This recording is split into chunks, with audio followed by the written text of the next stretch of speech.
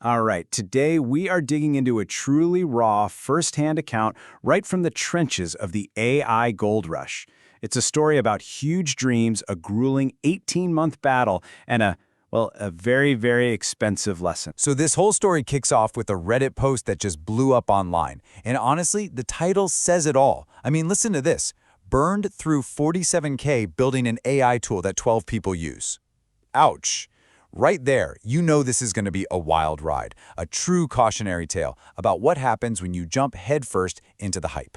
Okay, so where did this all start? Well, that brings us to our first part, the AI gold rush. So picture this. It's 2023. ChatGPT just dropped, and it feels like the whole world has gone AI crazy. I mean, everyone and their cousin is suddenly an AI entrepreneur. The person who wrote this post said their social media was just this endless stream of success stories. People getting millions in funding, hitting insane revenue numbers overnight. The pressure, the FOMO, it was real. And all of that hype, all that fear of missing out, it all boiled down to one single, famous last words kind of thought that started this whole thing. How hard can it be? And the idea itself, it sounded brilliant on paper. An AI-powered tool to help small businesses create professional marketing copy in just a few seconds. I mean, small businesses always struggle with marketing, right?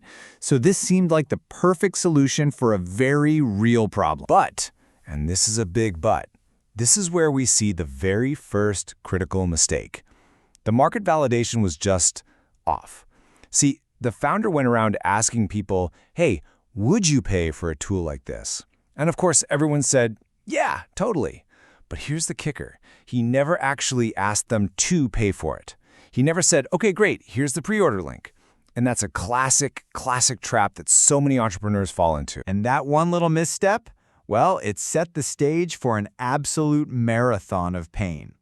Which brings us to part 2. An 18-month nightmare. Okay, so this timeline really shows how the whole thing just spiraled out of control. It started with what was supposed to be a minimum viable product, right? An MVP. Except it wasn't minimum at all. It was way too complicated from the get-go.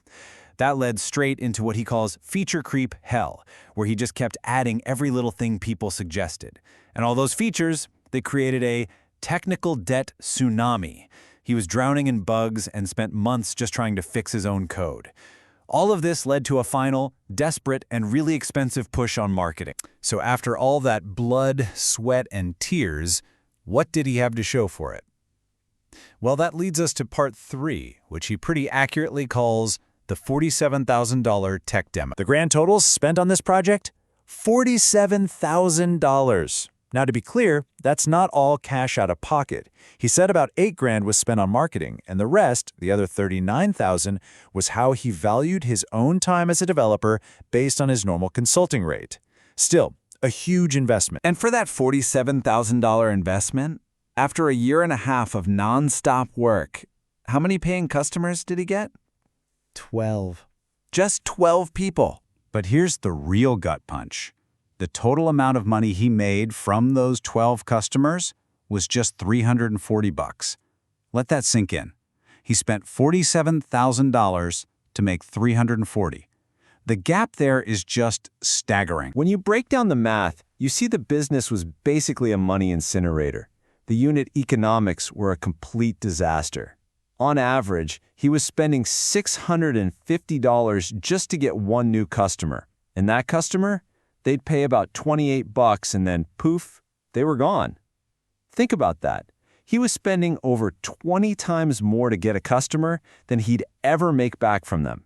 It was just never, ever going to work. So, what was the root cause of all this? Well, the founder himself laid it all out. 5 big mistakes. First, he fell in love with a solution before he truly understood the problem.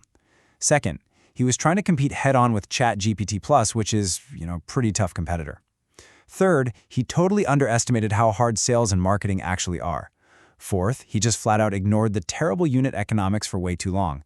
And finally, and maybe most importantly, he realized he built a tool for himself, not for his actual customer. But here's where it gets really interesting. He didn't just stop at his own failure. He took a hard look at the entire AI startup scene. And that brings us to part 4, the real AI landscape. So based on everyone he was talking to, he kind of broke down the whole AI startup world into 4 groups. At the very top, you have a tiny 5% who are actually crushing it. And their secret? They were experts in an industry first, then they added AI. Next, you've got about 15% who are running solid lifestyle businesses, profitable but in a very specific niche.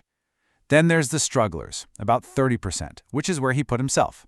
And then the biggest group, a whopping 50%. He calls them the delusional.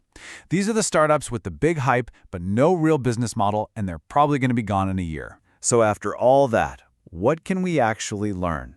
What's the takeaway here? That brings us to our final part, part 5. Lessons from the trenches. When he looked at those top-tier companies, the successful ones, he saw a clear pattern. And it's not what you'd think. They don't chase the shiny new thing. They pick boring industries. They solve very specific problems for other businesses and charge serious enterprise prices for it. They're often working on stuff like compliance or risk, things companies will pay big money to get right. And the biggest thing? They were experts in their field before they ever touched AI. And this really gets to the heart of it. He shared this quote, and it's so important. Customers don't care about your technology. They care about outcomes. Saying your tool is AI-powered means nothing to a customer. But telling them it'll save them 10 hours a week, now you're speaking their language. That's a real benefit. And this slide perfectly illustrates that disconnect.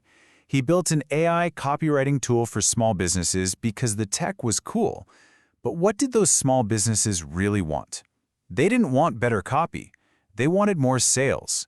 And his tool wasn't a direct line to more sales, so it wasn't solving their #1 problem. He also dropped another truth bomb about building a real, lasting business in this space. He said, if your competitive advantage is, we fine-tuned GPT for X, you don't have a competitive advantage. And he's right.